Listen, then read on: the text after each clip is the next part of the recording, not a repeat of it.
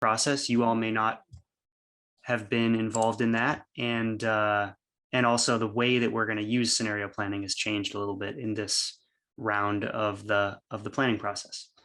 So the last regional plan was adopted in 2014, and it looked out to the year 2030, which at this point is less than 8 years from now. So these are really meant to be long-range visioning documents, and so it's clear that having that really short amount of time between when the plan's actually supposed to be completed is problematic. So that alone would give us a reason to update the plan. But also the state requires that all cities adopt a general plan and that all counties adopt a comprehensive plan within a 10-year span. And here in the Flagstaff region, you've got really great coordination between your county and your biggest city in the region. And so they do this work together. They're not required to do that, but it does make good sense to think about the plan as a regional plan. Next slide. So real quick, just to level set on what the plan can and can't do. It's not a regulating document. It can't tell property owners what they need to do with their property without further discussion. And it can't influence anything that's already kind of in process, any development plans that are already under review. But it can influence and guide what the city does in terms of its zoning and what the county does in terms of its zoning.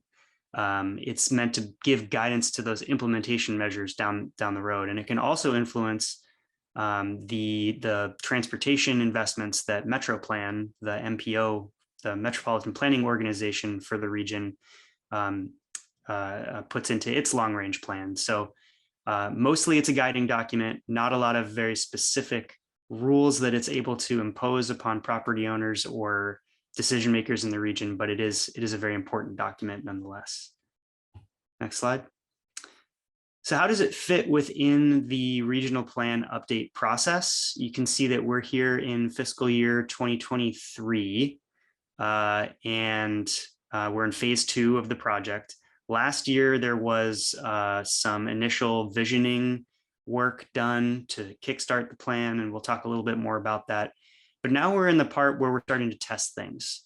And so scenario planning is that vehicle for us to try out different policies, different ideas, and see what the public thinks of those ideas. So what is scenario planning? I think it's helpful to understand scenario planning relative to what planning typically has looked like over the last 100 or so years, which was, let's think about one future that we can envision and plan for that. And that's problematic because we can't predict the future, and setting ourselves on a course that really only works if that envisioned future comes to pass can lead to some pretty unintended consequences. So as recently as the 1990s, this idea of scenario planning as a way to analyze alternatives has become popular. And this is actually this is more or less what was done in the last regional plan update. We envisioned 4 different futures that we liked, and we tried to see what it would take to get there. And this time around, we're getting into a much more open-ended version of scenario planning that's become more popular in recent years, called exploratory scenario planning. So this is where we don't think about necessarily what we want. We think about more what's going to be influencing us going forward. So we think about all of the things that we have no control over, like climate change or the national political climate. And we think about how those things influence where we might end up in the year 2045. And then we create scenarios that try to respond to those different drivers of change, or what I have here is macro forces, so that in whatever scenario we choose, we know that we've checked it against a bunch of what ifs that are outside of our control. And we'll talk a little bit about this after the break, but that's what you're here to help us figure out, is what are these drivers of change for Flagstaff, and which ones should we be focusing on? Next slide. So how does that scenario planning process, that exploratory scenario planning process, influence the outcome of the plan? Well, I think it's helpful to go backwards to where we end up to explain that. So if you were familiar with the last regional plan, the really important pieces of it at the end of the day are the goals and policies and the future growth illustration, which is supposed to judge whether zoning is a property's zoning is in line with the vision for the plan. And to get there, to be basing that information off of a preferred scenario that says, this is where we want to grow. This is how we want to do that. These are the policies we want to test for the region. So how do we get to that preferred scenario? Next slide. So to get to that preferred scenario, we're going to look at multiple scenarios, kind of like what was done in the last regional plan.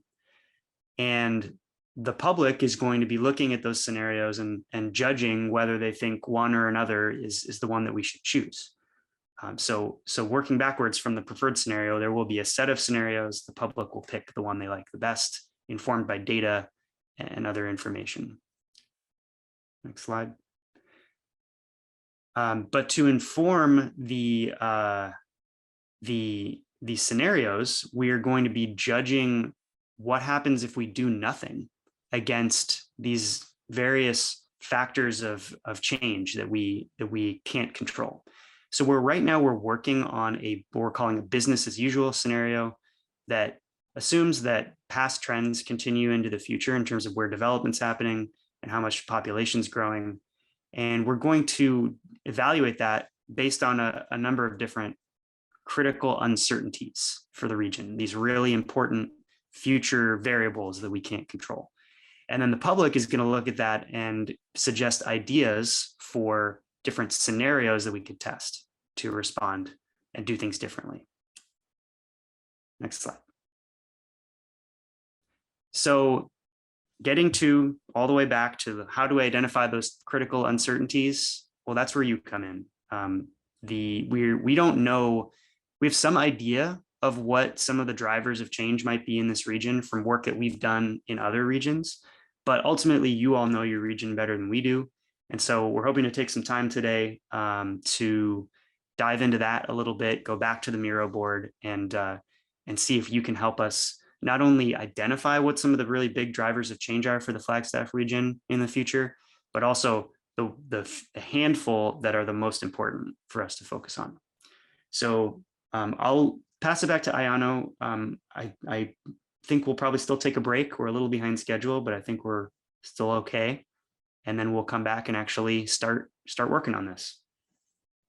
Yeah, thanks, Alex, and for kind of abbreviating that context. Yeah, let's take, just because it is to our meeting and it's lunchtime for many of us, let's take honor a 5-minute break. I have 12:04. It just turned, I guess, Mountain Time. Let's regroup at 12:09. Really keep it there. So go ahead and take a stretch, food, bio break, and we will start back up at 12:09.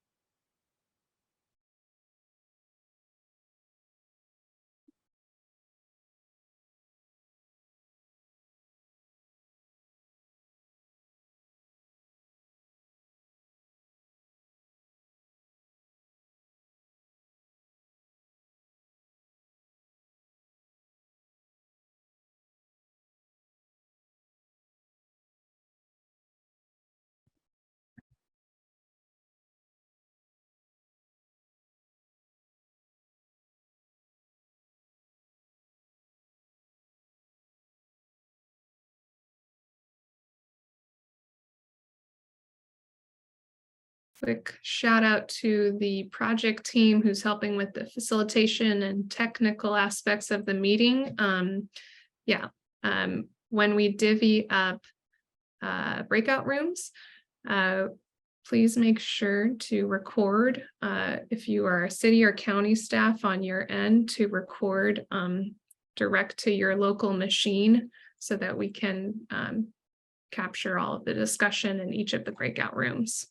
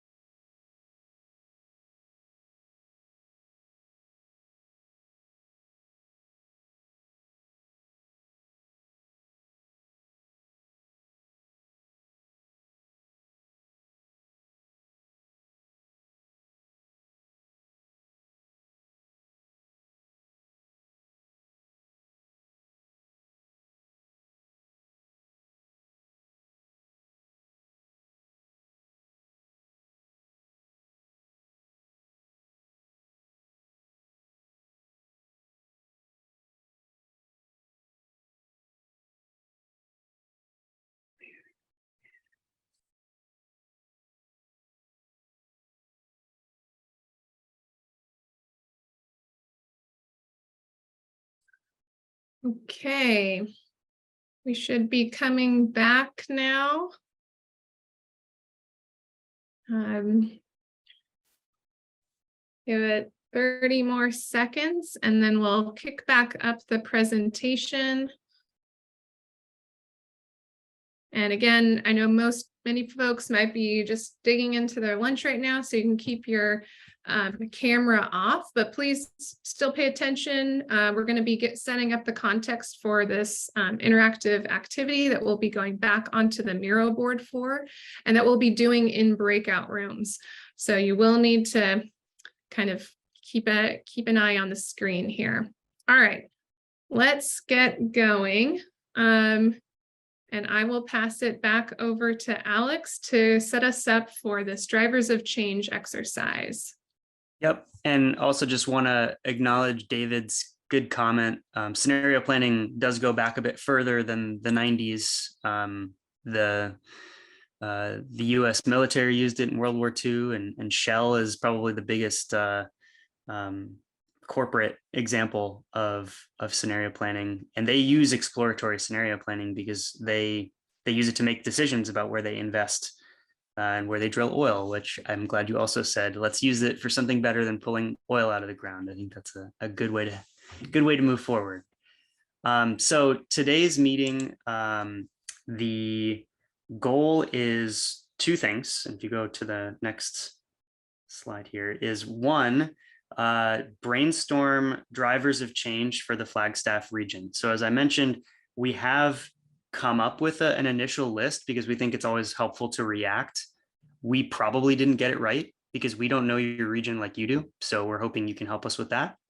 And then two, it is arranging those things, kind of prioritizing them so that we can figure out what are the most important of those drivers of change. And if you could advance the slide, Ayano, to the next one there. Yep.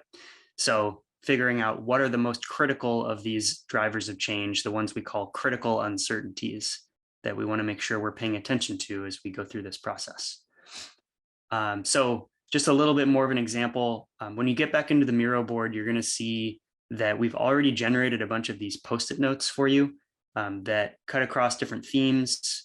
And we're going to be arranging these on the board, thinking about what are the most important drivers of change for the Flagstaff region to consider over the next 20 years. That's our kind of focus question.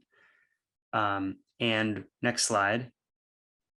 We'll be arranging those Post-it notes, and we've actually already taken a shot at doing that for you.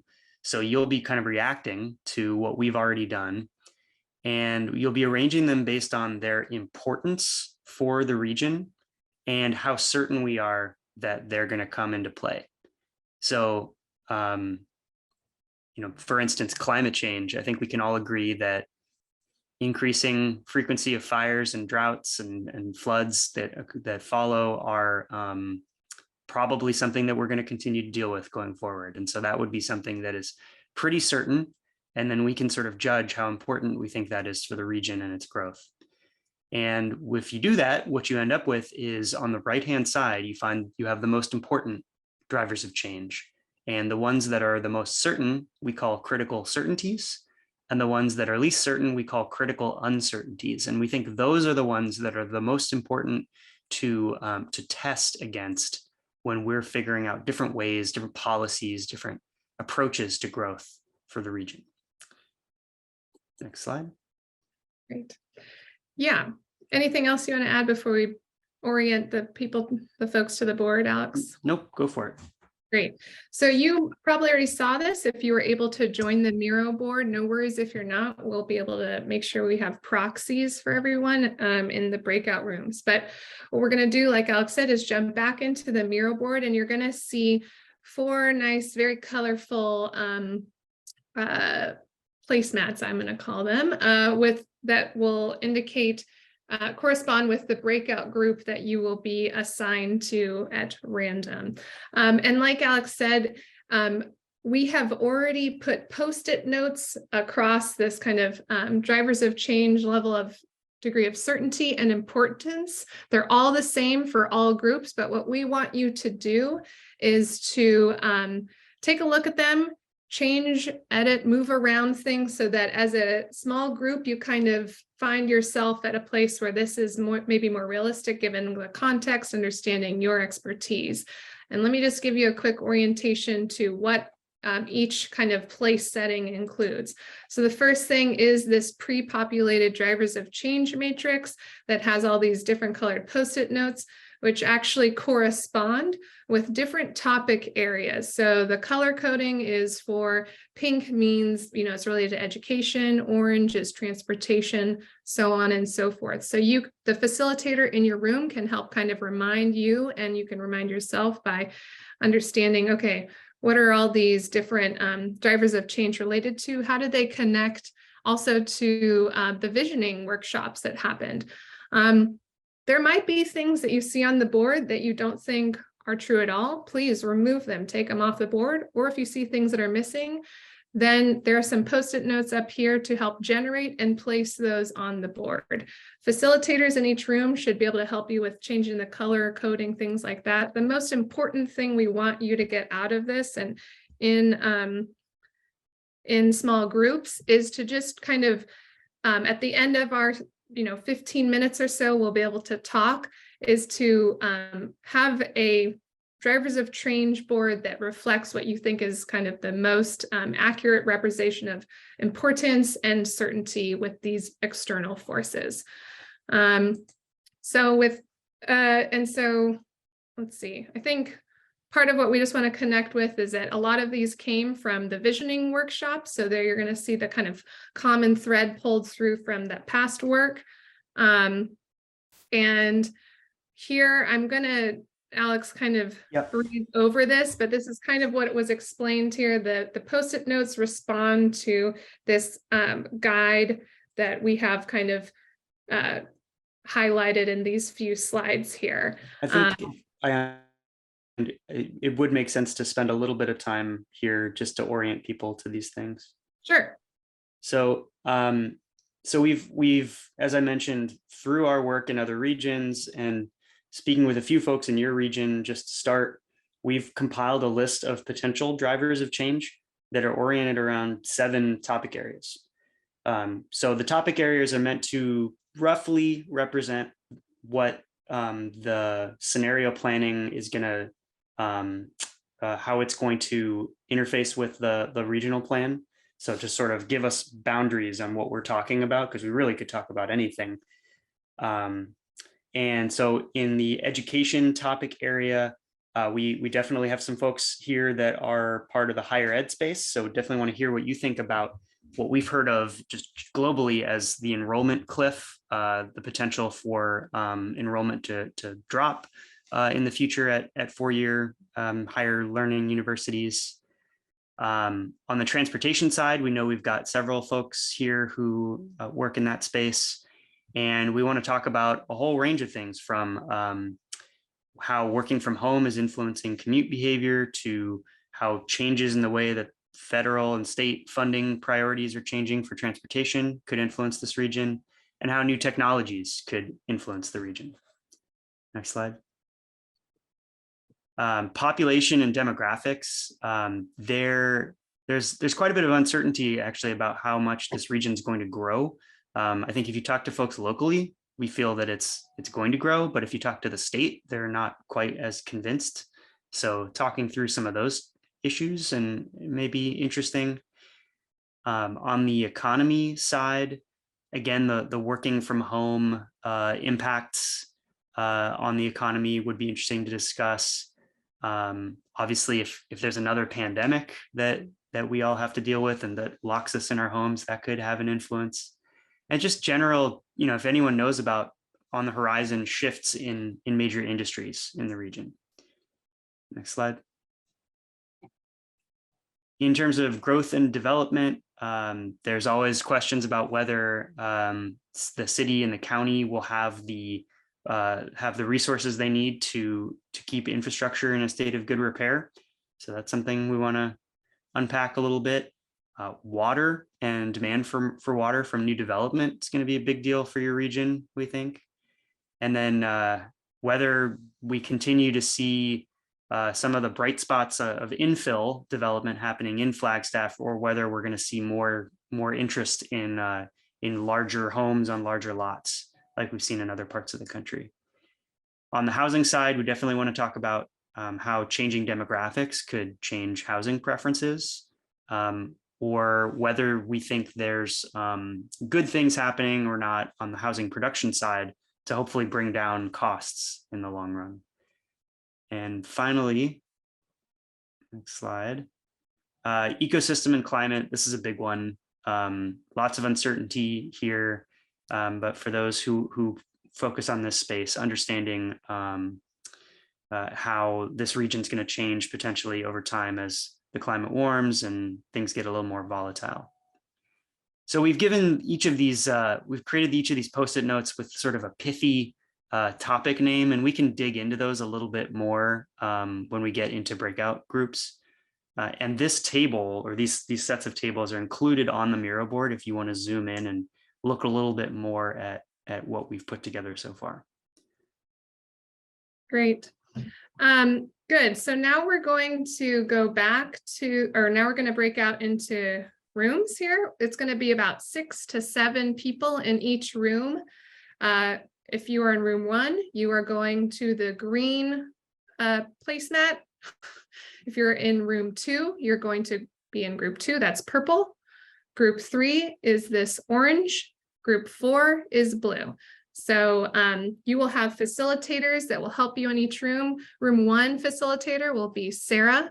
Room 2 will be Alex. Room 3 will be Sachi and Melissa. And then room 4 will be Jordan as the primary facilitators. So we will break out in just a moment here. And facilitators, please help with making sure everyone has the links to join the Miro board as needed. And know that Kim is on her phone, Dorothy is driving, and Benjamin is flying, so that I think I've distributed them enough so we're not having too much. We can have proxies for all of those within our small groups. Okay, and I think with that, we'll break out and let's plan to, I'm going to close, have a discussion. Let's have a discussion till 12:36, and I'll let you go now. Okay. So if you have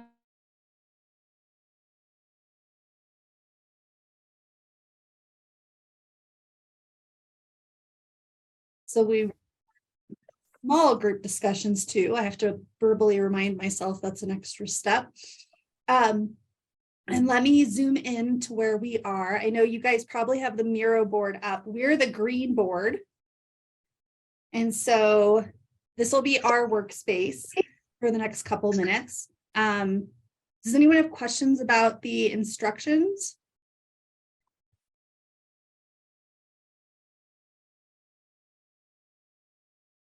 Oh, I'm not hearing any unmuting. The other thing I was going to ask is for folks, help me keep an eye on the chat in case Ben pops in with some wisdom to share here.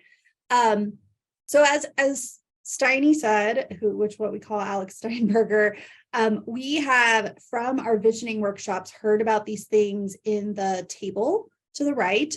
And we put a few of them out here on the board of the degree of certainty and the degree of importance.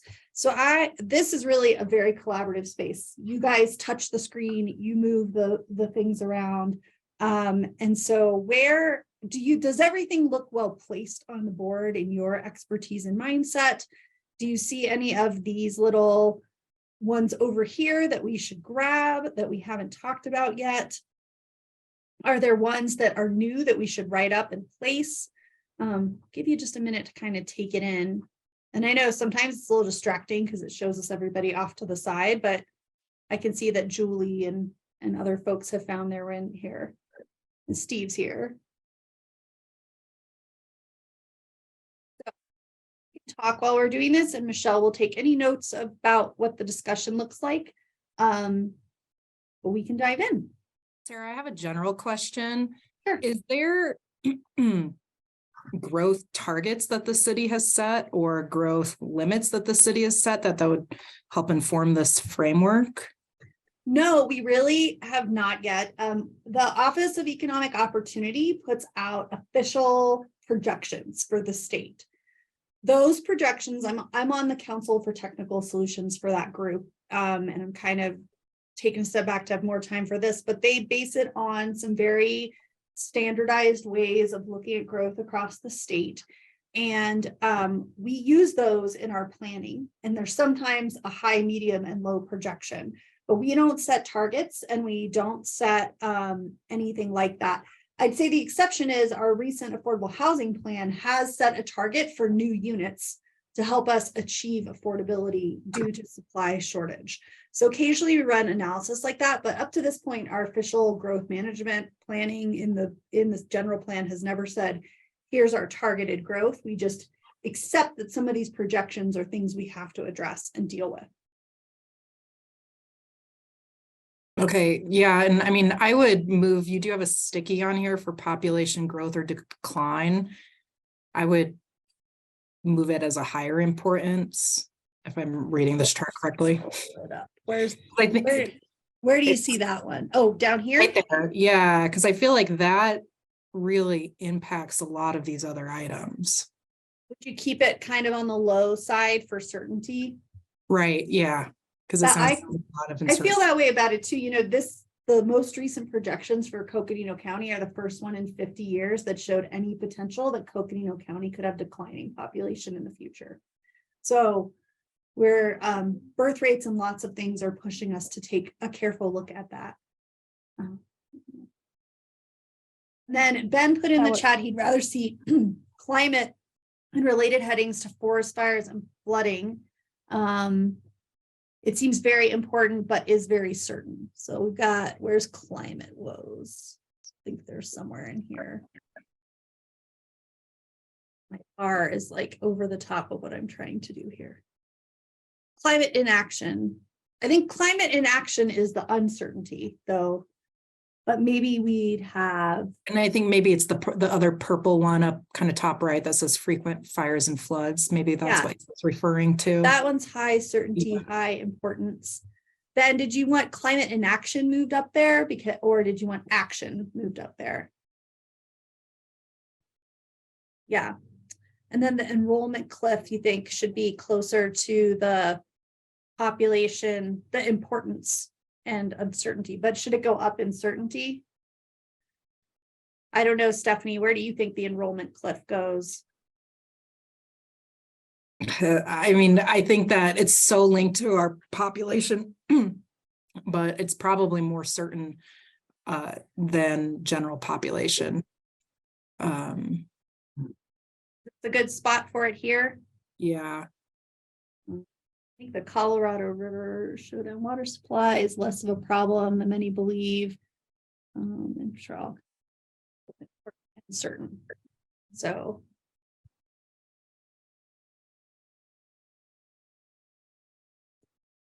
I think that means that you'd want us to take water woes and move them up in importance in terms of maybe this is what Ben's trying to communicate. Whoa, but water woes are not as certain, maybe. Might have some, but they might be very important, but we don't feel certain that we'll have them in this region. I think I'll just chime in on a couple of ideas real quick. So I was part of a scenario planning process when I was at Metropolitan Area Planning Council back in Boston prior to coming to NAU. And so we did this exercise here, and the ones that we landed on, which one I don't really see here is sort of just the changing or the future of federal policies. And so I think we have, like, I speak from transportation, like freeway funding fiasco. I'm not sure, that if that's the right title. I know that came up with that probably from other places as well. But, I think we see that there's an authorization bill that really pushes EVs, right? And that's like we're doing now. And so it's gonna be hard for us not to accept that at a local level if that money's gonna be just pumping in that regard, right? And so Maybe that's a new one of yeah, I think we called it, future federal policy is what we sort of called it. yeah, call it future federal transportation policies. Yeah. And so I think there is some certainty if we're to believe, kind of what the authorization bills are showing there, but And I think it's, everyone thinks theirs goes high on the importance side. So I don't know. I feel like it's high on the importance side, but Maybe I'll call it changes to, like, we know there's gonna be some changes to how federal transportation Okay. policy is put together. Because it is unsustainable currently, but what they look Mhm. like might be still uncertain. right. And, going along with transportation, is there any consideration to traffic? I don't see traffic specifically called out on here. There's the freeway funding, there's the mass transit commuting from the couch, pain at the pump, driverless future. So how would you frame the missing transportation issue here? I'm not sure, but I think that it's interconnected to a lot of these other things as, depending on what policy is, the freeway, mass transit, like they're all interconnected. But I think especially as it relates into housing, it needs to be considered when we think about what's the impact to traffic. Yeah. And so I think about that too. I see the commuting from the couch, right? Or what we call like changing nature of work, right? And so if more people are working from home, there's less time perhaps commuting, but then they're going to want high accessibility, right? They're going to live in these downtown areas where they can kind of gain all those sort of additional life benefits, sort of. But then less people traveling around, there's less people perhaps in local congestion we're creating. I think, and it's linked into this Aspen 2.0 comment, but it seems like the heavy traffic is during the heavy tourist times. Right, seasonal, sort of maybe Mhm. only just AM PM peaks. Maybe I'll make that really a housing one. I put it down as transportation costs, housing choice relationship. I think it's both important and there's a good bit of uncertainty about it, right? Maybe put it in the middle here. I'm not as pithy as Steiny is, apparently. The Aspen 2.0 resorts and STRs. What's STR? Short-term rentals. Okay. Then Ben put in the chat, he says, most of us, we'd all like to see big changes in transportation. He doesn't consider it a driver of change. It's certain to be changed over the coming decades a little, but we are already locked into the way things are. And he thinks the changes will be incremental. Ditto for housing, doesn't see much chance of housing costs coming down dramatically. It'll remain expensive and constrained with so little change, but high certainty. So important. That's not that important, right? What? So that means Ben's saying it's not that important, right? I think he's saying it's not a critical uncertainty. Like there's a little more like certainty, but it might be very important. I don't think That's the way I'm reading this comment is the importance would go down. Move it maybe here, kind of in the middle. We're trying to read Ben's mind from a plane. I think we continue to kind of push out the date for autonomous vehicles, right? This technology is not coming on board quick enough, but when it does finally come on board and we have this turnover, you're going to see folks that are going to just, right, they're going to drive to you qualify, or they're going to drive you to qualify, right? We're going to have this expansion that happens because people have that time in their vehicles. So, Mountain Air and places like that, right? I mean, we can see developments happening down there if you don't have to come in the office that often or Yeah. face a longer commute. So would you move this one then, the Aspen 2.0?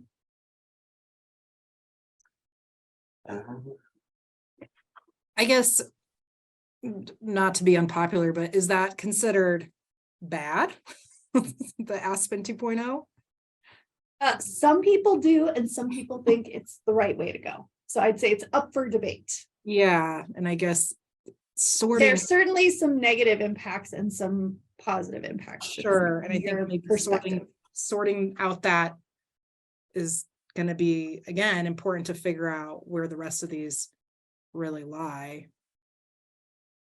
And I think where would you have me move it on the screen?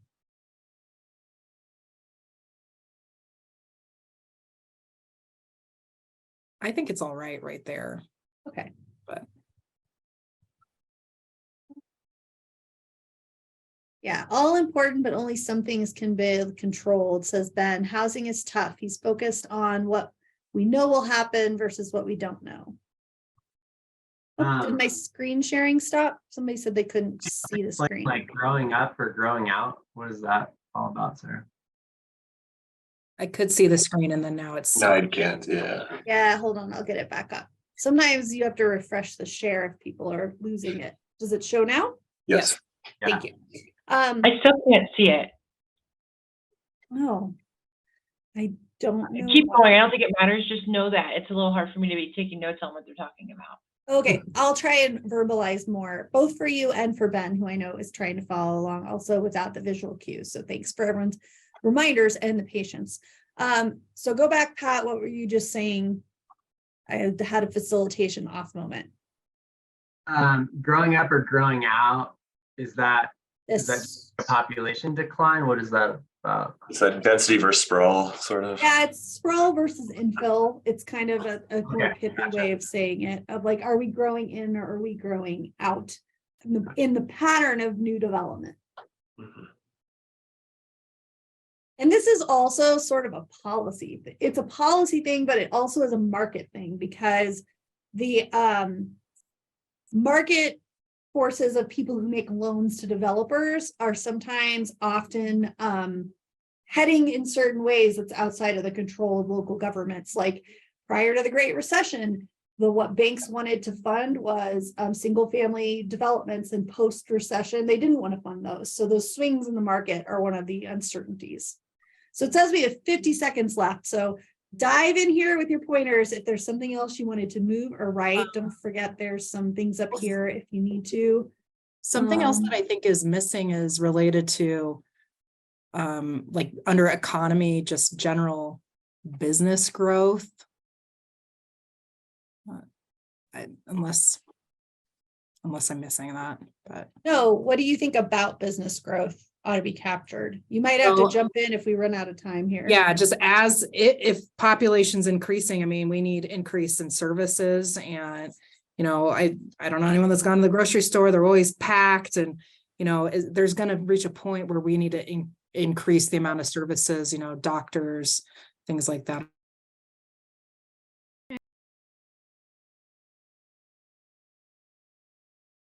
Beginning of this.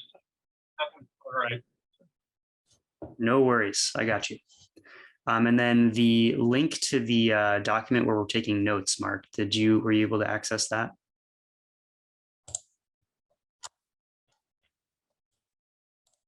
I can pull it up. No worries. So we've got about 15 minutes to start this exercise, and then we'll get back into the main group and kind of talk through what we discussed in our small groups. We are group number 2, which means that we are the purple board in the Miro board. Is everyone able to get in there and look around? Got some thumbs up. Yep. All's good. All right. Are we allowed to talk in this one, Alex, or not? Yes, please. This is Okay. That's what this is all about.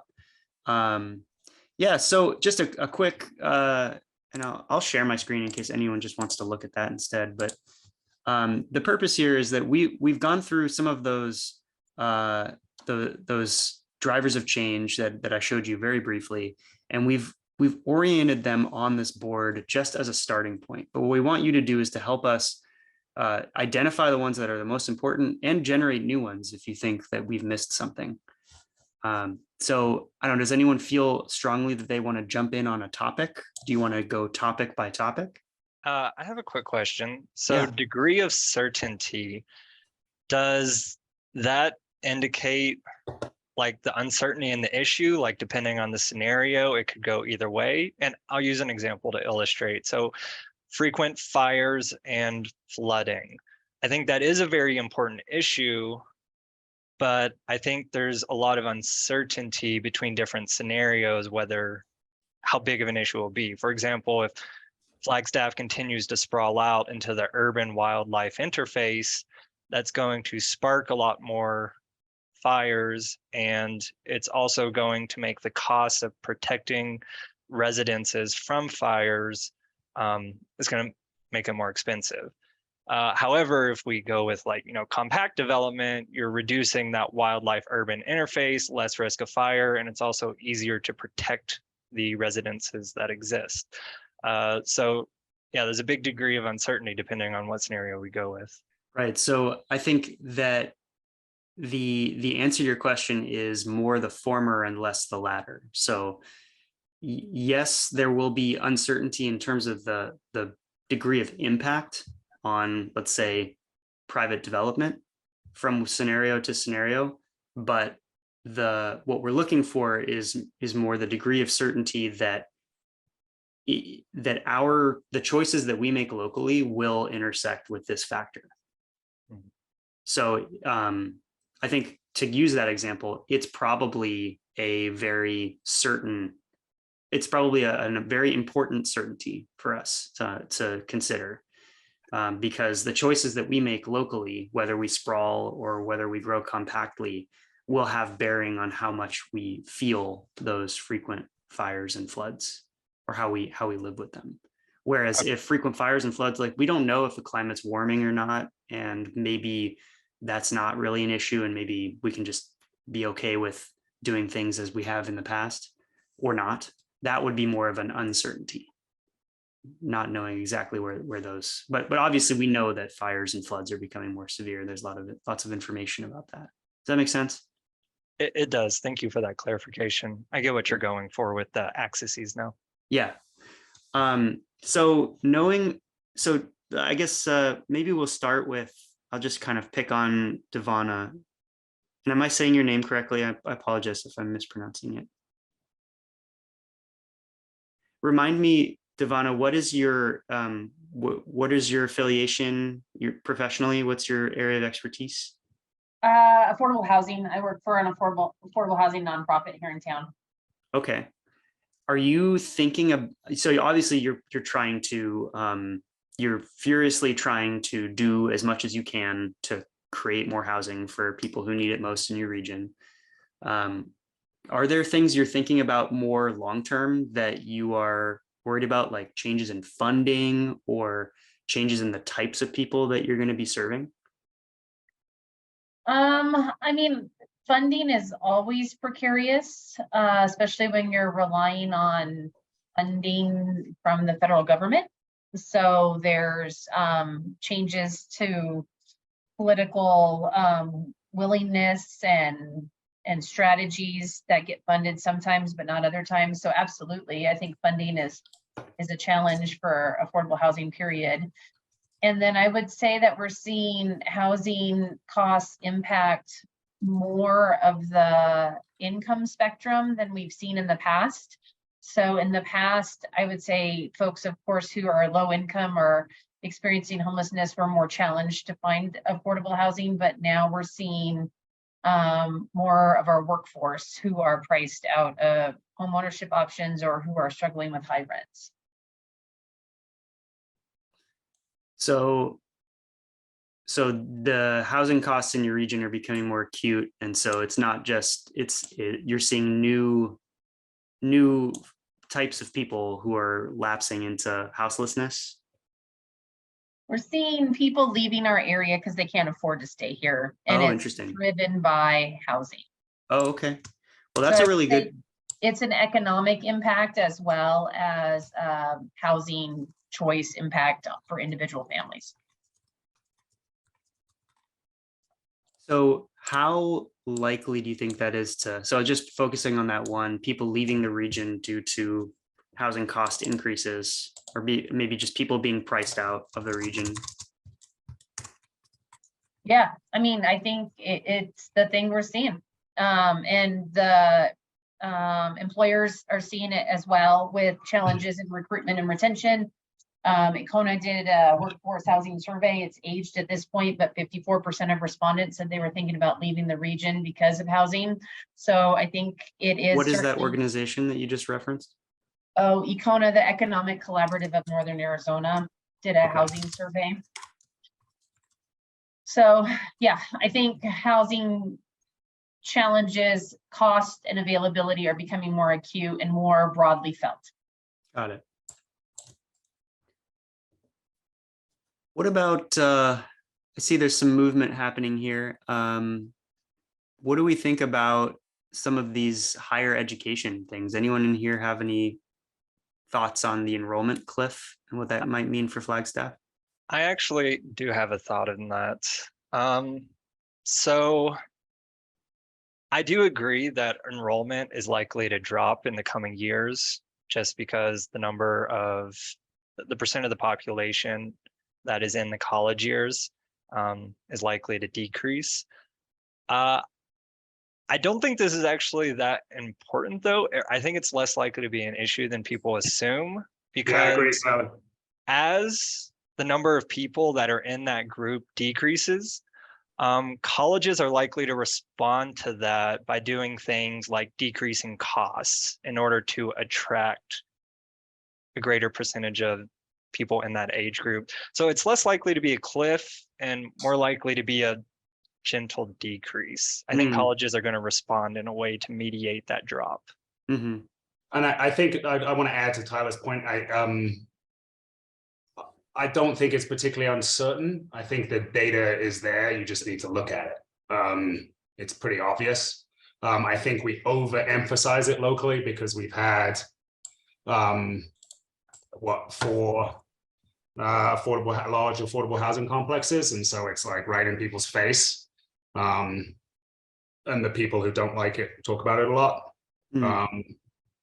So it's actually, I mean, to Tyler's point, I don't think it is.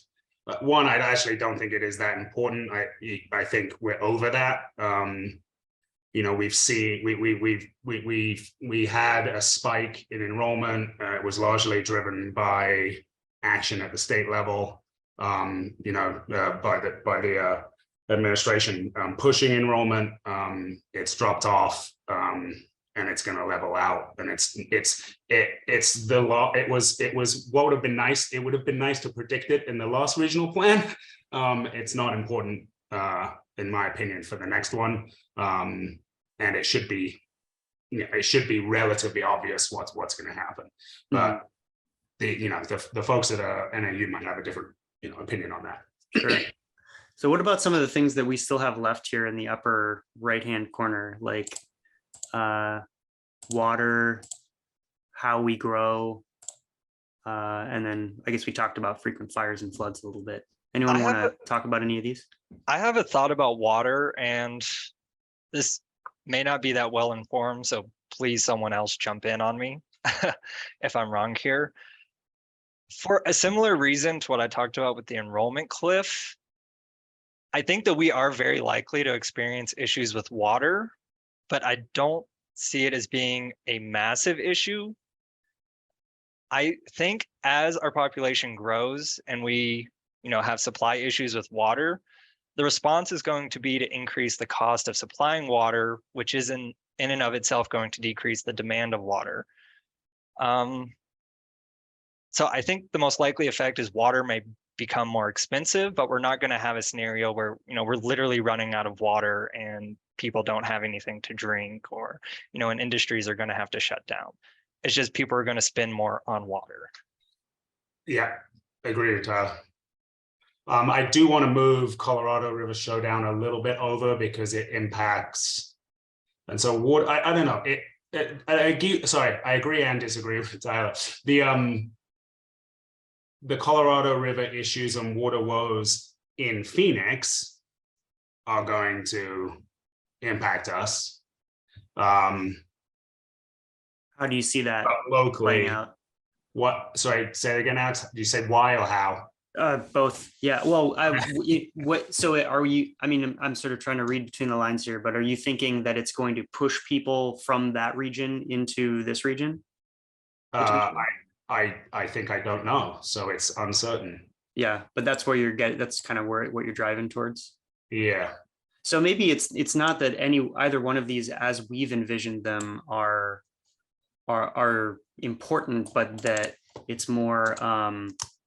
I mean, that's kind of like the climate migration idea, right? That something about what's going on in other parts of the state or in the Southwest in general is going to push people into a place like Flagstaff that isn't going to have as many triple digit days of heat, or won't have as acute a water shortage, and could drive up housing costs, could cause local water issues to be exacerbated, that sort of thing. Yeah, and I think like the point, right, is that we are a tertiary, community to Phoenix, and the Valley. We like to think we're more important than that, but we're not. And so, what happens down there is has the biggest impact on what happens up here. I would say much more so than anything that we do locally, from a kind of long-term strategic planning point. To that point, I want to move freeway funding. I don't feel super certain about it, but I want to move it up in importance. From a developer standpoint, private developers cannot afford to build freeway interchanges. They are too expensive. There is no scenario in which that happens. Funding for freeways has been driven by politics, right? So the Republican administrations drive funding towards Republican areas. As we move in now into a Democratic administration, as the state gets more purple, I think there's more chance that we're going to move funding away from the kind of growth-oriented policies that you saw under the Republican administrations, and more into some of the things that are priorities, for progressives and us folks here in the in those progressive communities. Yeah, that's certainly happening in other states like California. It's much harder to get those projects built because there isn't funding. They have to prove that they reduce VMT, and it's very hard to do that with the freeway interchange project. Okay, we're not to that point here, and but in the next 20 years, possibly. Yeah, maybe.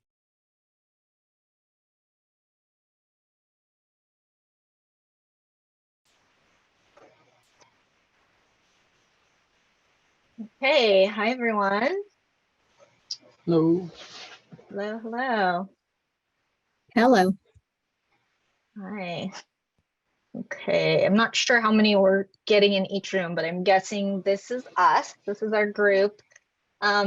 So we've got about 15 minutes, so I want to jump right in, but I can just quickly introduce myself because I haven't had much of a chance to talk and tell you who I am yet. Some of you might know me already. I know Melissa does, but I'm Sachi Arakawa. I'm one of the consultant team members with Cascadia Partners.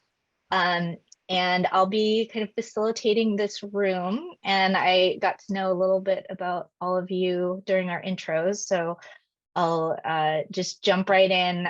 First off, I want to see if everyone has now been able to access the Miro board. Are there any issues getting into the Miro board or using it? I'll kind of direct you to where we're going and maybe share my screen so we're all looking at the same thing, but just want to make sure everyone's able to get in first.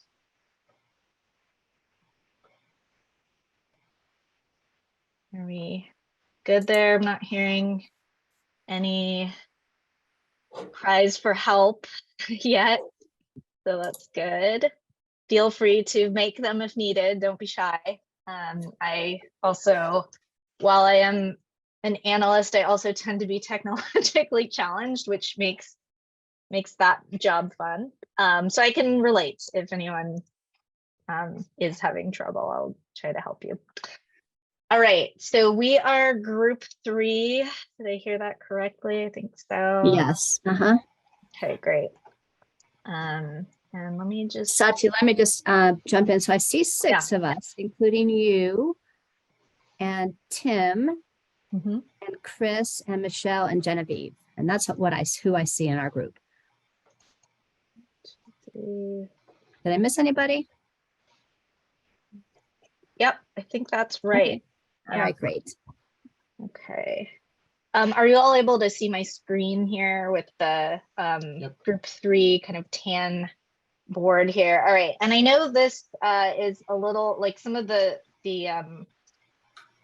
text on here is a little small, and as Melissa has pointed out to us, this can be really overwhelming. So I'll do my best to kind of navigate for us and help folks as we're going through here.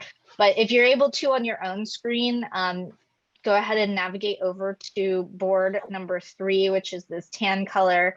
And just to remind you, if you press the space bar and then use your mouse, I think it's the left mouse button, you can kind of, as you can see, I'm doing here, I've got this hand that's started and I can just drag my screen. And I can also use my scrolling button on my mouse to kind of scroll in and out if that's helpful for you. Takes a little while just to kind of get used to the board. So feel free to kind of zoom around and test it out, but I will also just keep our board up here.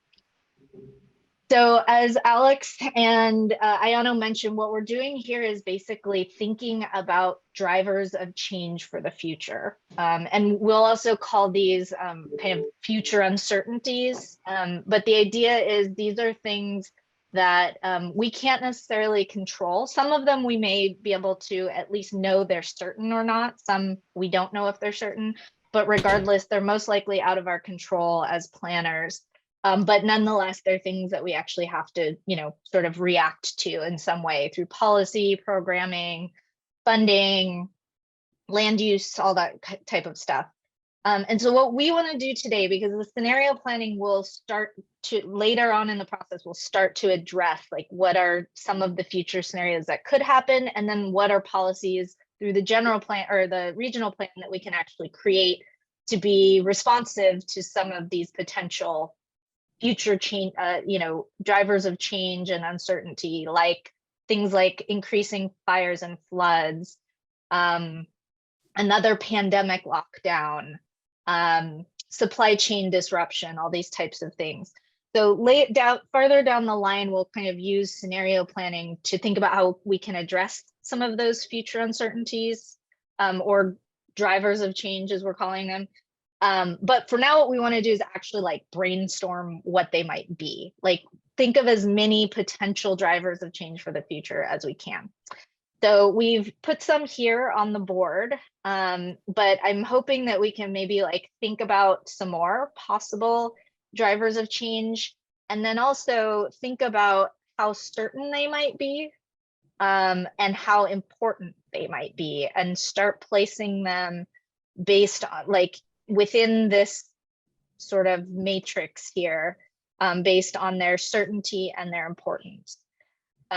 So as an example, frequent fires and floods, we're pretty sure those are going to continue to happen, at least, going through our time horizon for the regional plan. And they're pretty important, especially, we know that they're very impactful in Flagstaff. So we've placed this one here at the top of certainty and importance as something, you might be able to make an argument for it being maybe a little less certain. There's some uncertainty there for sure. When might they happen? How frequently might they happen? So these are all up for debate and moving. So I guess I'll just open it up. Any like initial thoughts on what we have on this board? Any reactions to what we've already sort of brainstormed? And I'll also welcome you to start adding post-it notes if you think of other future drivers of change that we're forgetting.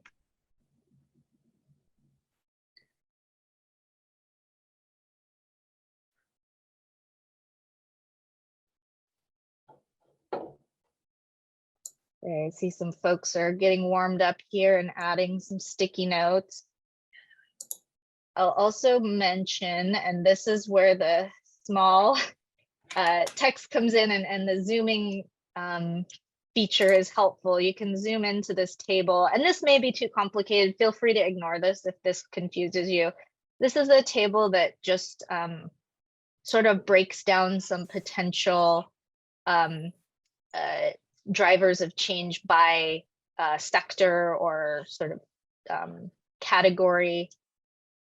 So if you're interested in thinking about some specific category like ecosystem and climate, we've got some suggestions down here for some potential drivers of change in those categories that you're welcome to, kind of pull from or think about.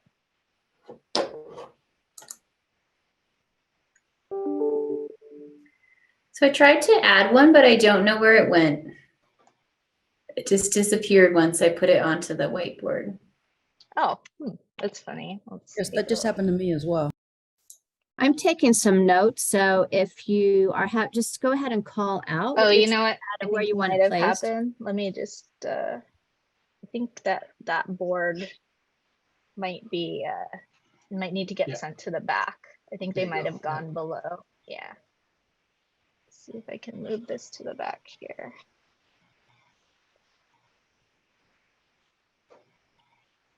Hold on, I gotta sign myself in order to edit that.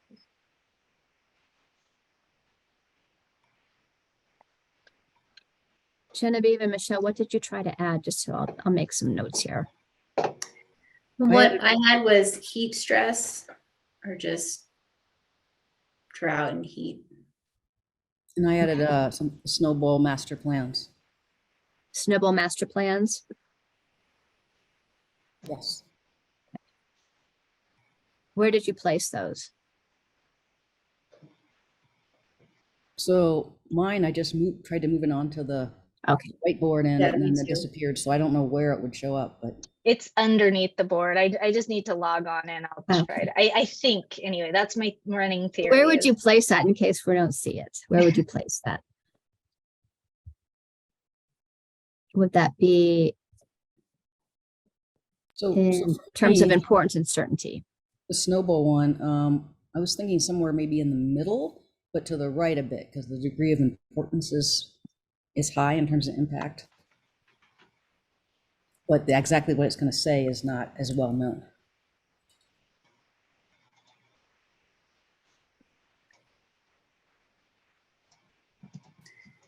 Melissa, I think mine is pretty certain and pretty important. So okay, somewhere on the close to the upper right corner.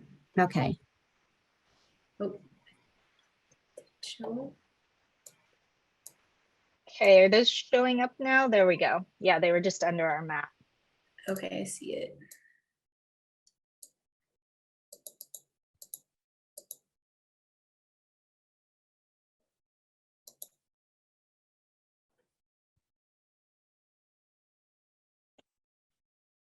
Yeah, who put heat stress here? I'm curious to hear a little bit more about that. That's the one I put.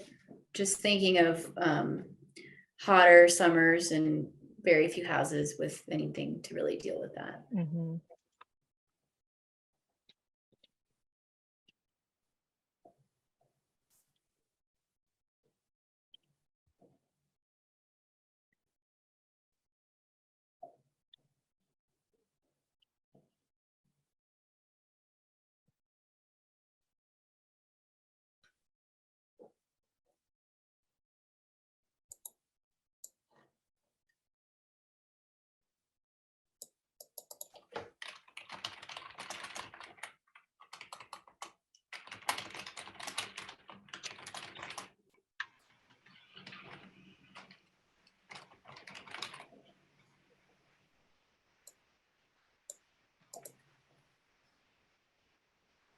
Yeah, tourism, very important one, right? And that's something we know is sort of major driver of the economy now.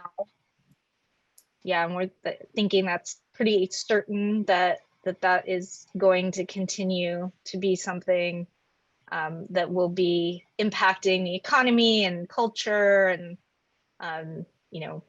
many other aspects, potentially housing.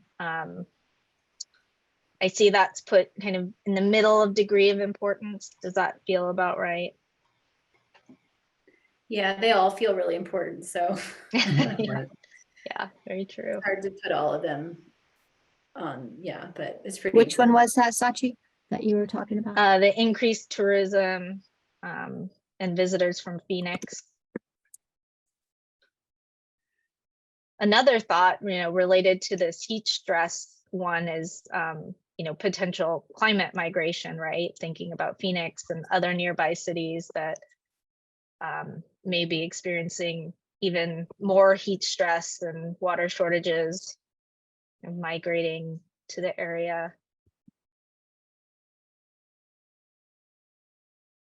I don't know if we have climate migration on here.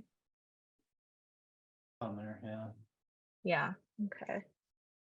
Can I ask, somebody put neighborhood resilience, and I was just wondering, curious, kind of what was meant by that? That was me, and I was thinking of needing areas for people to go to if it's very hot outside and they don't have a way to stay cool. It also could be used if there's flooding, someplace that people could go to be safe. That's what I meant by that. It's a broad term, and I didn't know how to put that in just a few words. So. Sure. Actually, I could put centers in there, and that might make it more clear. Yeah, please go ahead and do that. Can we add any more Post-its? Are they all used up? Oh yeah, here, let me make you some more. You can actually just over here, I'm gonna start placing them right at the top of the board here. You can also drag them from the right-hand side toolbar, but I'll just place them here for you.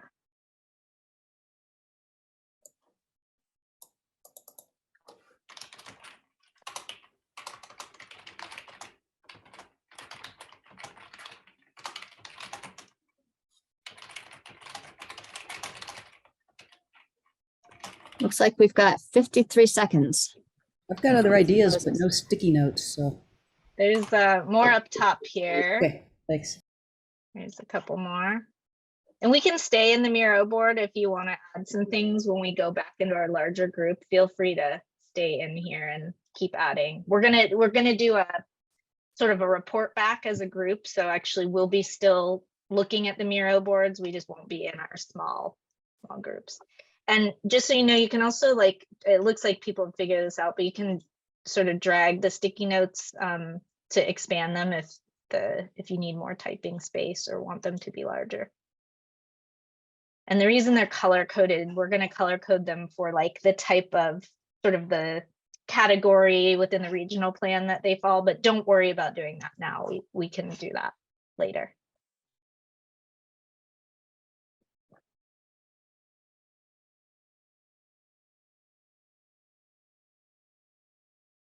Do it.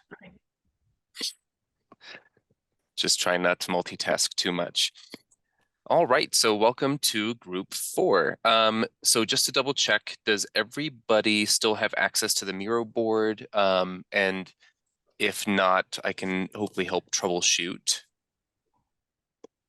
I was never able to get in, Jordan. So okay, are you let able to me just maybe pop up a screen? Yes, I can do that. And I can, I'll share my screen. Actually, Jenny, no, you're taking notes.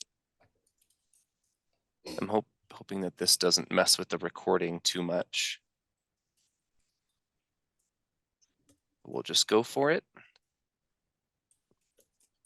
All right, can everyone see that? Okay. Thank you. Great. So if you are in the board, and Kim, were you on your phone? Do I remember that correctly? I am, yeah. Okay. Can you see the board on your phone, or should I kind of be reading out some of the things that we're going through here? I can see it, and I'll just have to zoom in and zoom out as much as possible. Okay, that sounds good. And Roxana, are you able to see the board on your own, or? I can. Okay, great. Oh, hi, Ayano. Hi, just checking to see if everything's okay here.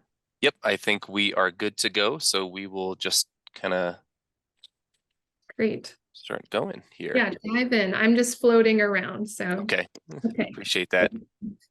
Okay, so the goal here is to place these items that Alex was going over in the presentation on this kind of graph of degrees of certainty and degree of importance for our region.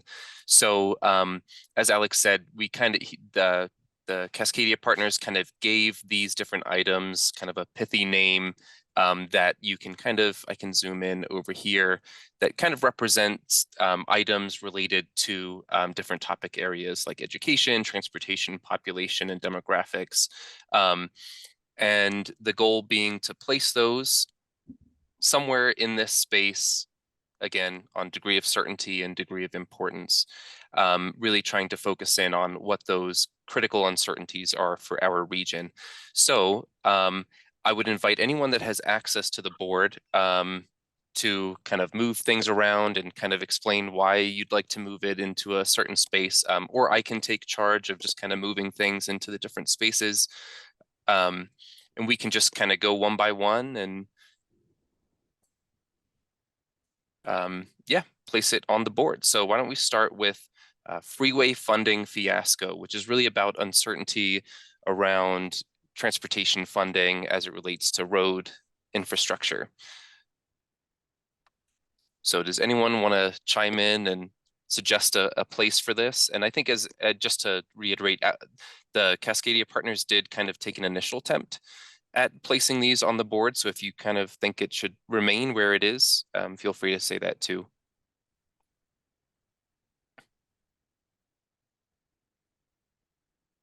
I would vote for leaving it pretty close to where it is. Okay. All right, let's go to commuting from the couch.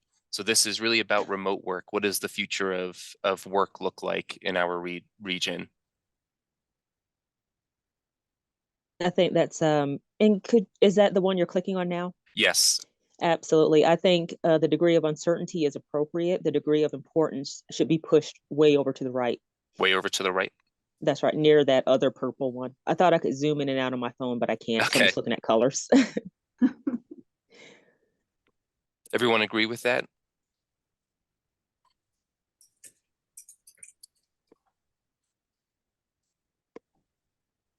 All right. The enrollment cliff, and this is really related to education. So what is enrollment in both our high schools, our elementary schools, Coconino Community College, NAU? What's the degree of certainty and importance for our region there? Certainty is definitely higher. So I would move it up. Yeah, probably to the midpoint. Keep going. We know that that's happening. We've had a little bit of a surprise plateau, but there's going to be more to that. And then given NAU's kind of role in the community and employment, that could be a definite factor. I don't know that I would go extreme right, but probably definitely into that right sector. Yeah, I agree with her right there. The importance can be a little iffy. I don't think the enrollment would, well, it would, but I think that importance is appropriate, just right there in the middle. Okay. Yeah. Great. Colorado River Showdown. So this is, I'm just going to zoom in over here. I think this is really about water in our region. Now, we don't necessarily rely so much in town on the Colorado River. A lot of our watershed flows into parts of the Colorado River, but a lot of our water resources are not dependent on the Colorado River specifically. So, you know, something like dry lakes may be more important for our region, not to be too leading there, but just wanted to offer some clarity. I would decide, yeah, I mean, we're not dependent at all, right? I just be really definitive there. However, thanks, Jen. What the Colorado looks like down in the valley can have really big impacts on what happens in the valley and how does that affect our housing, right? Right. Yeah, I was just thinking about that secondary influence, which I think, I don't know that I would quite leave it right where it is, maybe move it to the right just a little bit. I just see a secondary impact. But still a relatively high level of certainty. Yeah. Yeah. All right. Let's move on to pain at the pump, which I think is. I mean, that's interesting. We're used to always having really high prices. So I think we might be a little, desensitized to that.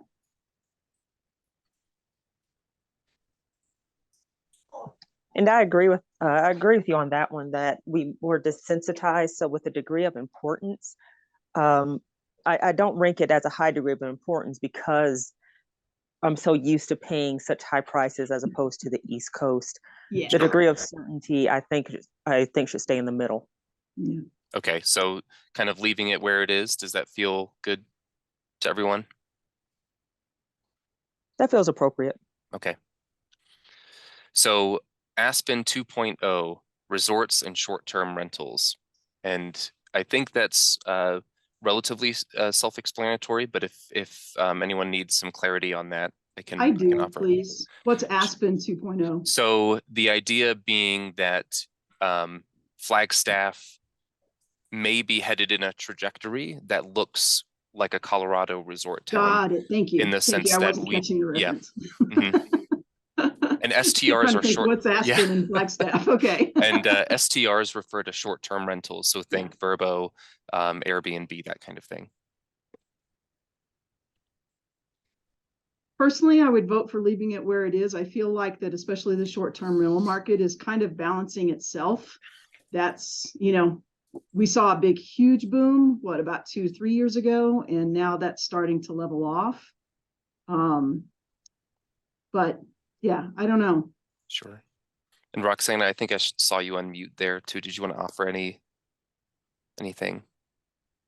Well, I'm just thinking about the consequences of it now, even if it's level off, what we're dealing with, that, what that means in the present, that's going to drive the future. I do think it's more important. So maybe leaving it in terms of the certainty, but shifting it to the right in terms of importance. Yeah, maybe in the middle.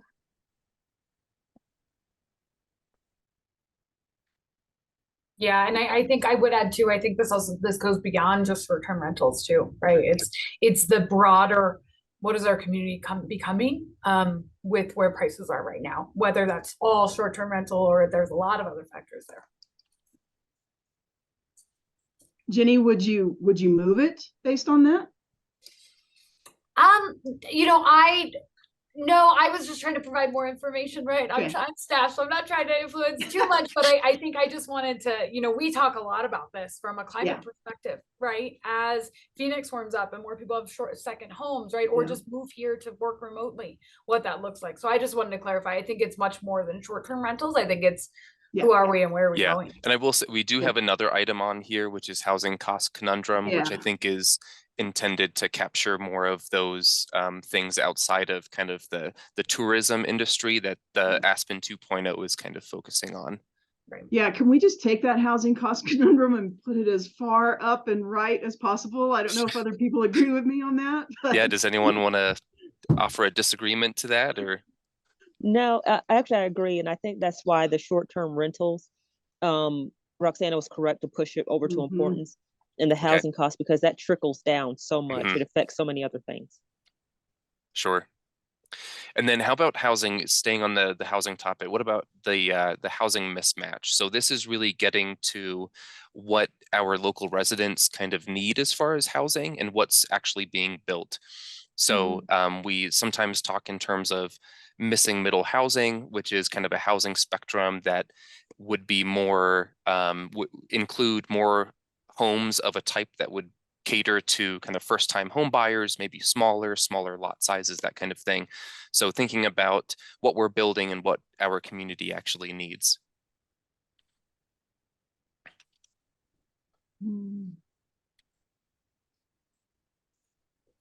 I think what we're building is, is appropriate. What's built already and how it's being priced is a bigger factor. Sure.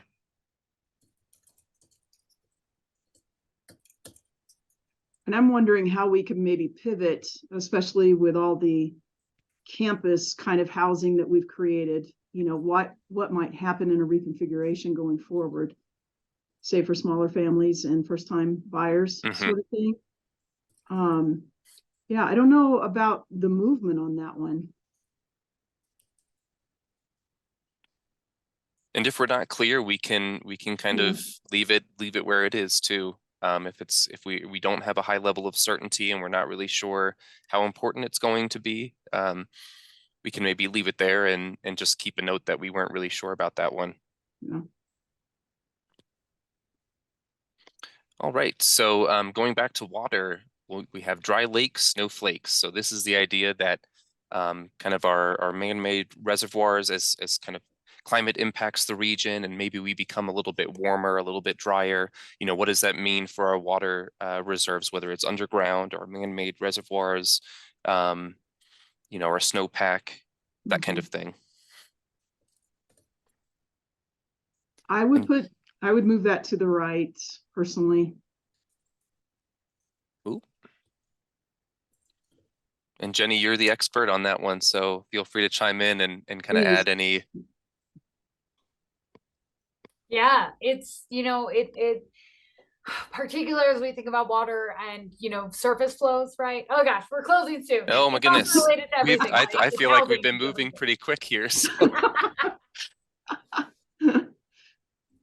Maybe the others will be in the same predicament and we get an extension. But we'll close that and just let it end. And for sake of time, water woes, that kind of falls in the same. I think I'll take the liberty of just kind of moving that over. Enrollment, we did that. Fiscal budget fiasco. So that's kind of thinking about what our city and county budgets can actually keep up with. You know, if we see second homeowners, short-term rentals become more prevalent, what does that mean for our local budget and the services and infrastructure that we can afford to build and maintain? Yeah, I would say that we move that into that upper right-hand sector, not real sure.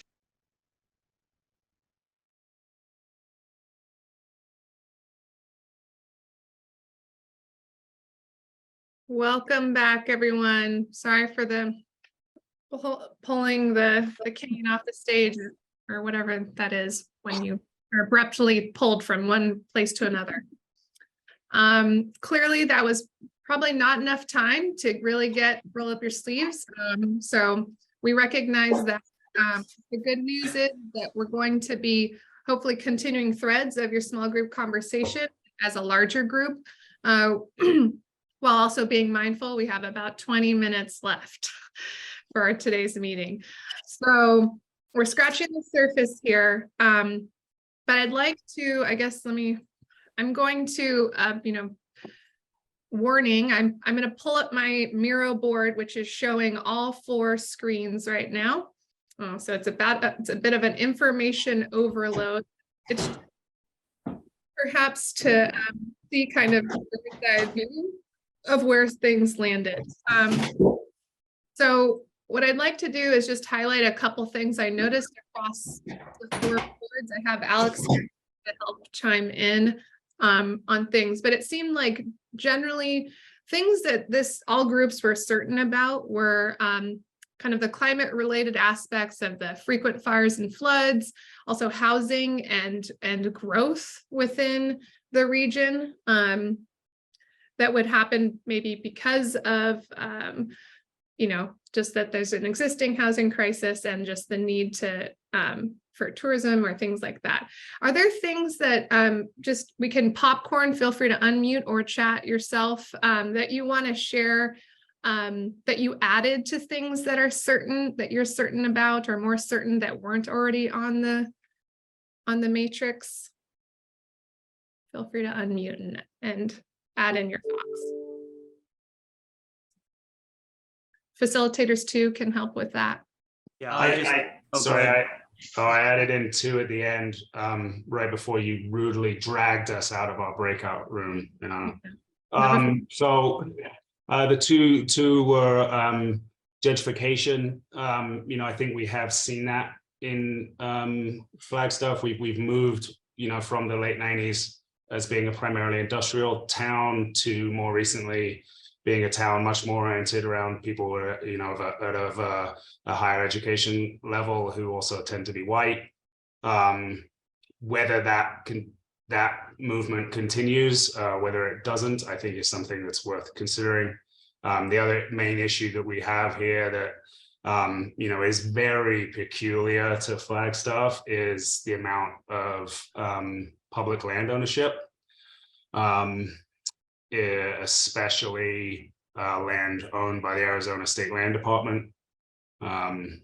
And the what we have in terms of ownership of land that could actually come to market versus land that could maybe come to market versus land that is never going to come to market.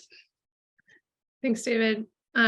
Highlighting what Ben said, also things that are more certain or difficulty paying for infrastructure, capital investments, and that car-oriented transit system is a certainty whether we like it or not. Any other major elements that you generated as a group that weren't already reflected on the board as a certainty and of high importance? I added an item for the adoption of micromobility options or micromobility transit options, things like e-bikes. So the city itself, I don't think has a large degree of control over this. This is mostly driven by consumer trends.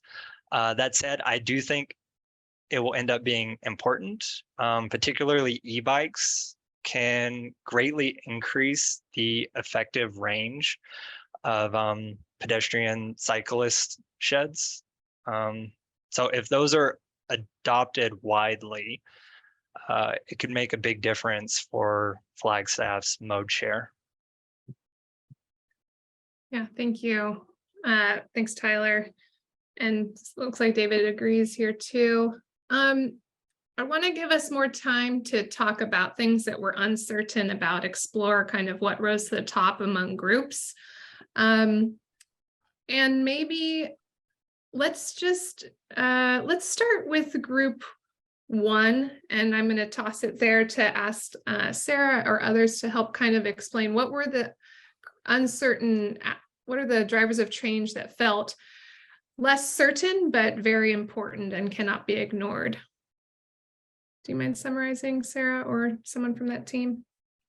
Sure. We did not, as a group, move many things in that category, but we kind of worked around some other issues. In particularly, we took the dry lake snowflakes piece from a low importance to a high one, even though whether or not that translated into water woes was up for some discussion in our group. And then I would just, and we talked a little bit also about these categories of, there's definitely going to be some changes to the future of federal funding for transportation policy. And that gets used as a carrot and a stick for communities where sometimes it's encouraging us to make some changes and sometimes it's status quo. So that was something we thought was a certainty that there would be changes, but maybe it actually belongs lower because we're uncertain what those changes would be. And then the other newer piece we added, 2 pieces we added were business growth and services that meet the population need wasn't covered anywhere on here. And so the decline of retail and some of those other things, how that might affect the rooftops to services relationship. And then transportation costs and housing choice was some discussion of that as well, that as transportation costs are going up with gas or maybe going up, people are switching to electric vehicles, or how the community is laid out around those transportation options may influence our housing choices and that relationship as well. So I probably think after our discussion, we were just moving pretty quick that this probably goes lower and stays important. But some of these other ones we kind of were moving around. Would anyone from my group want to add a 10-second asterisk to anything I said? We shifted population growth to be a higher degree of importance, and then trailing that would be the enrollment cliff. Yeah, we moved this up. You're right. And that was the first thing we did was we said growth or decline is a big uncertainty, but the enrollment cliff feels a little more certain. But what that means overall for the community was moved into this quadrant. And I guess just real quickly on the degree of certainty for the changes to federal transportation policy is that we have authorization bills that are pushing EV adoption and highway development and stuff like that. So it seems like it's coming forward, right? It's gonna be hard for the city to not accept that federal funding. Yeah, but maybe I'll move it back here. Thank you. More certain. Yeah, thank you. Thanks, group 1. I'm gonna I think what will work well is just kind of doing a similar summary for each, and then you can kind of continue to move or work off the board as you are hearing each other. Please feel free to chime in like you already are via chat is really helpful if you're not in the group that's sharing. But group 2, do you want to highlight kind of things you're grappling with, particularly as high importance but less certainty? Tyler, not to put you on the spot, but you talked a little bit about, I'd be great, I think, to unpack the water question, but in the way that we reframed it, not about locally not having enough water, but more what that would do to other regions in the state and affect this region. Are you referring to me, Tyler Denham? Yep. Oh, and I think David also jumped in there as well, but feel free to switch off. Yeah, I'll add my thought and then David can go if he wants.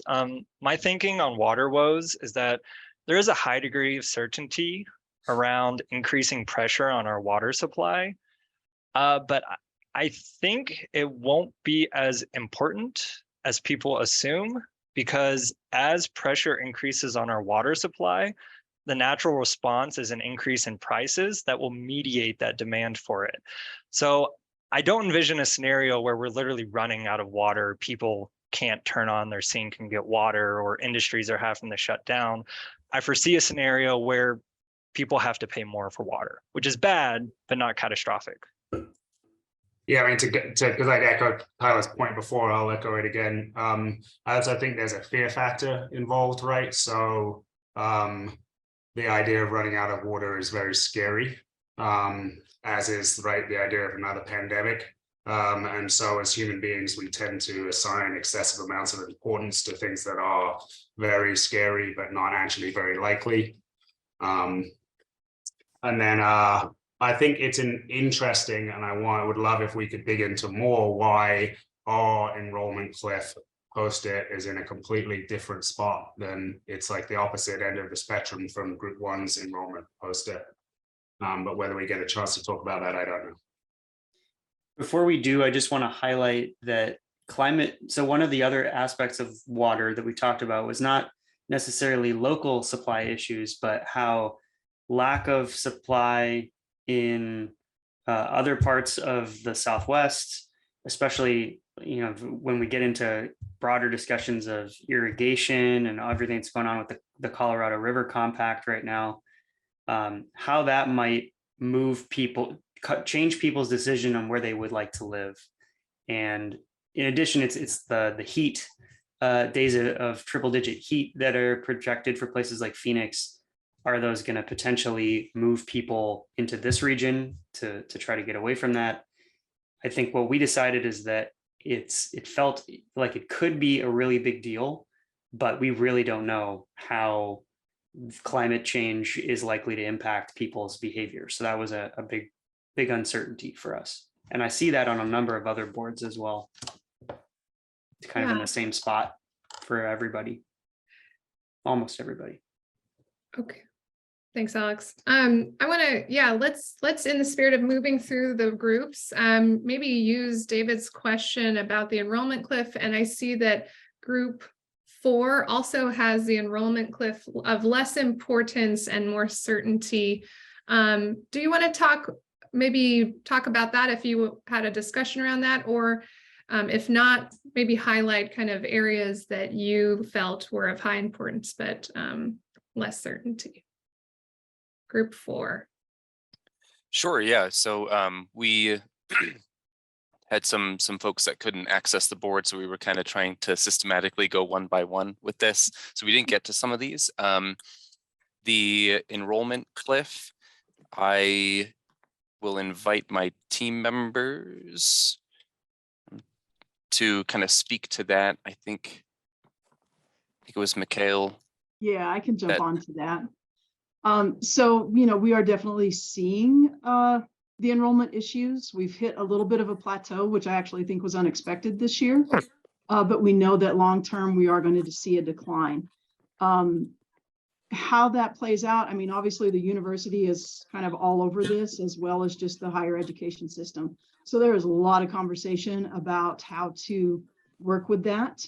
But we kept it kind of out of the high degree of importance simply because we think that there will be an adjustment to it.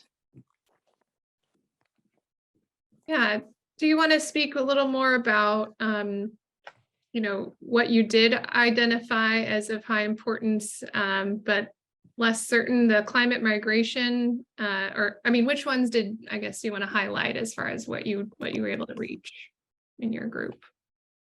Yeah, so we didn't move any of these. So these were just as placed by your team. Mm-hmm. So I don't know if there's anything we really want to highlight there. Okay, within this kind of Yeah, the lower uncertainty, critical uncertainty kind of area. Sure. Other things you want to highlight though in the discussion you had before we move to group 3? I mean, I guess we moved a lot of the water stuff to kind of the top right. And it sounds like there was some other interesting conversation happening about that in other groups. Yeah, I guess our group perceived it as probably more important, but maybe also not having the expertise that some other groups have in that realm too. Mm-hmm. Mm-hmm. Good. Okay, I'm seeing a couple, or there was a reference to a question that came out. Okay, about enrollment. Great. Okay, and that's okay. All right, I'm going to move us just to kind of finish the circle here. Move to group 3. Lots of more post-its I'm seeing on here. Could we have folks from this team highlight their, highlights of their discussion here? Maybe there's some responses to other questions that have come up so far and other groups report back. Sure. Yeah, I can jump in. So we kind of focused a lot on climate change or just extreme weather events in general, and sort of how those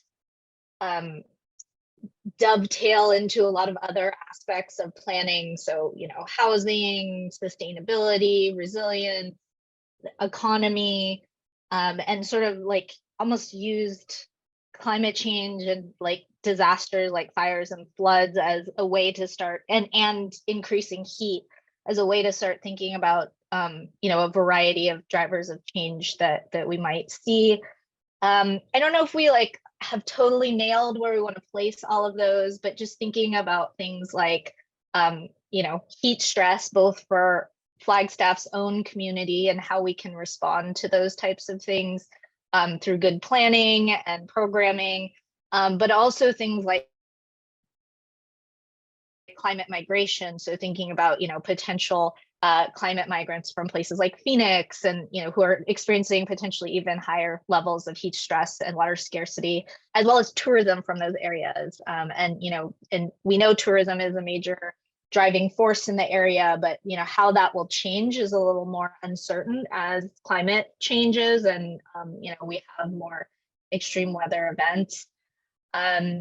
We also thought about sort of like neighborhood resilience and how we can or what we can expect for our most vulnerable communities, so low income families, and if the amount of low income families might increase or decrease, and what the impact will be on them as we're seeing more of these events.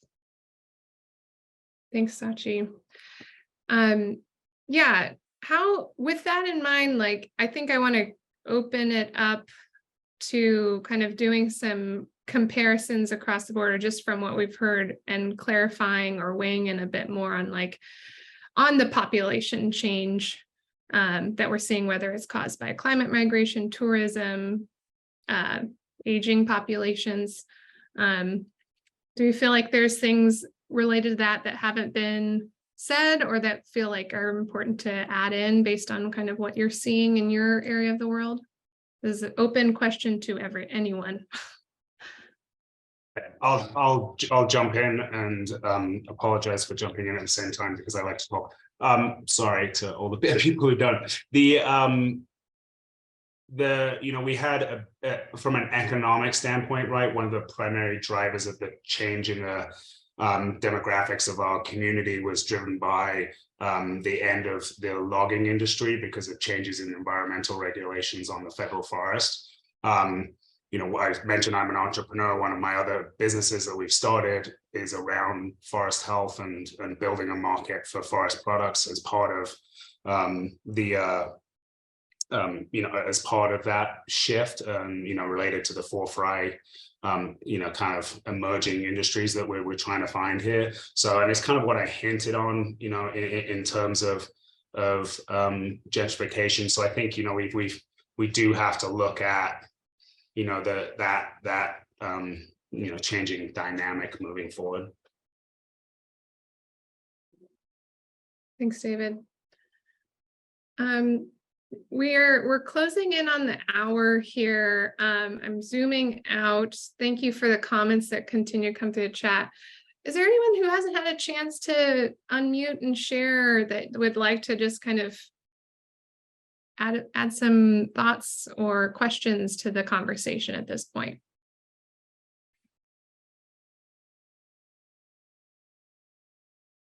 I'd like to just echo Ben, since he's on the chat, that the older population issue hasn't been talked about a lot, but is definitely a factor as we move forward. It's just a huge factor across the entire nation, and we're going to see some ramifications with that. Could you share maybe 1 or 2 thoughts on the ramifications for Flagstaff? I think it definitely will affect your demographics in housing ownership and how many people are in a home. So that's one consideration that I'm aware of. I'll open up to other folks who might know more than I do. I want to jump in on this one too, because I think it also, and it's something else that we haven't talked about. It kind of affects the psychology of our community, right? So, older people tend to have, a certain set of interests and way of looking at the world, that kind of comes from their generation.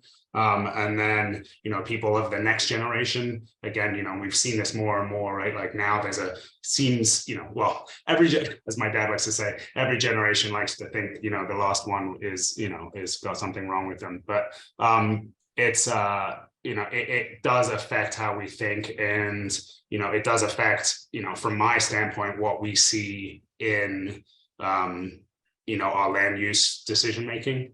And so, I think that kind of thinking about how we as a community kind of identify, right, that changes as those demographics change. Mm-hmm.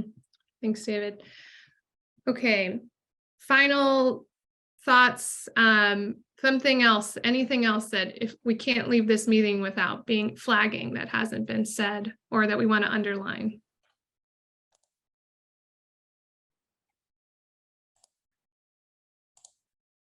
Everyone's being very courteous to each other. Alex, anything you want to clarify before we move to wrapping up? Nope, I think we should probably head that direction. Good. Well, yes, I'm going to stop sharing this screen for a moment and bring up the last of our slides here. Yeah, of course, this is only just scratching the surface of what we would really like to talk about. The good news is that these boards are still accessible. So this is kind of the artifact of our conversation, are these boards and some of the notes that our facilitators were taking. But if you feel compelled to add more in after this meeting, please do so. Oops, let me share my screen. But the good news is this conversation isn't entirely over. We will be taking what we heard today and processing it. So let's Danny talk about that. Yeah, so we'll make some sense of everything that came through today, and this is a great conversation, and we'll have more time to refine it. But ultimately, we want to land on just a handful of really important drivers of change that we want to bring to the public and have them view relative to how business as usual, quote unquote, would perform if those different things came to pass. And the way that we're planning to do that is we're actually going to be creating a game. And the information we got from you, the feedback we got from you today is going to be really helpful in putting that together. And the next time we talk, we'll be able to dive in a little bit more to the specifics of this. But suffice it to say for now that where your work from today lands is in these challenge cards that we're going to be creating for the game that will require participants to play under different conditions, given different drivers of change that they might experience. So if one of the drivers of change that we picked was more severe fires and floods, that's going to have some implications for the game that the participants will have to deal with. And it'll really hopefully engage them and help them understand how these things that are outside of our control it might be good if what we do now to plan for the future is influenced by those things. Next slide. And then there'll be more opportunities for you all to weigh in beyond the game as we develop draft policies to test in different scenarios. You'll be helping us with that. There'll be lots more numbers and data for all you on the analytical side to dig into. So look forward to that. And finally, slide here. The next meeting is going to be February 27th.